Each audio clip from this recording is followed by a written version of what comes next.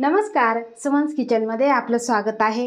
आज आपण रमजान स्पेशल रव्याचे खुसखुशीत गुलगुले कसे बनवायचे ते पाहणार आहोत। तर त्यासाठी इथे काय साहित्य घेतलेलं आहे ते बघूया। तर इथे मी एकदम बारीक रवा घेतलेला आहे, हा 250 ग्रॅम आहे आणि त्याच्या अर्ध 125 ग्रॅम इथे मी साखर घेतलेली आहे। आता त्यानंतर आपल्याला एक मोठं भांडं घ्यायचं आहे।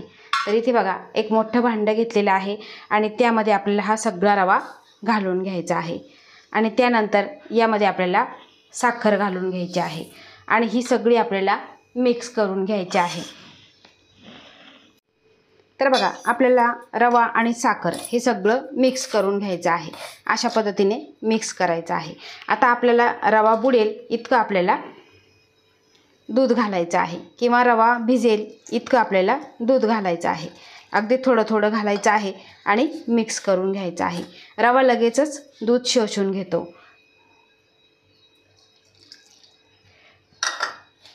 बघा अशा पद्धतीने आपण मिक्स करून घेणार आहे।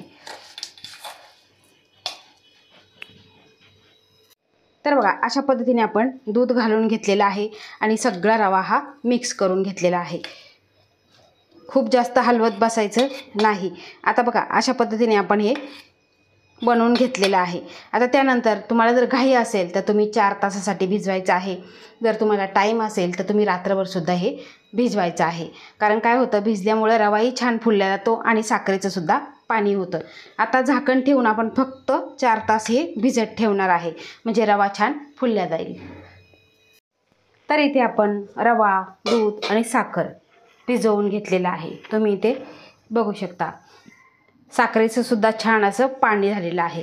आता यामध्येच घालायचं आहे आपल्याला इथे फक्त 2 चिमूट खाण्याचा सोडा आणि त्यानंतर इथे आपल्याला 2 ते 3 थेंब रोज इसेन्स घालायचा आहे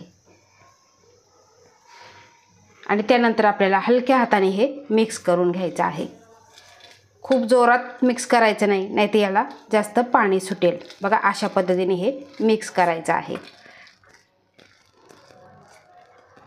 म्हणजे छान असे खुशखुशीत आपले हे गुलगुले तयार होतात। बघा अशा पद्धतीने हे मिक्स करून घेतलेलं आहे। आता आपल्याला गुलगुले तळायचे आहे, त्यासाठी तेल गरम झालेलं आहे आणि त्यानंतर आता आपल्याला अगदी पाण्याचा हात घ्यायचा आणि त्यानंतर आपल्याला छोटे छोटे गुलगुले सोडून घ्यायचे आहे। बघा अशा पद्धतीने गॅसची फ्लेम आपल्याला मीडियम ठेवायची आणि सोनेरी रंगावर तळून घ्यायचे आहे, म्हणजे आतपर्यंत छान असे हे खुसखुशीत तयार होतात। आता जेवढे कढईत बसतील तेवढे आपल्याला सोडून घ्यायचे आहे।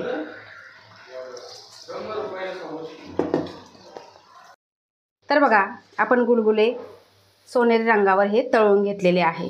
तुम्ही इथे बघू शकता अशा पद्धतीने आपण राहिलेले सगळे गुलगुले तळून घेऊ। तर इथे आपले सगळे गुलगुले बनवून तयार झालेले आहे।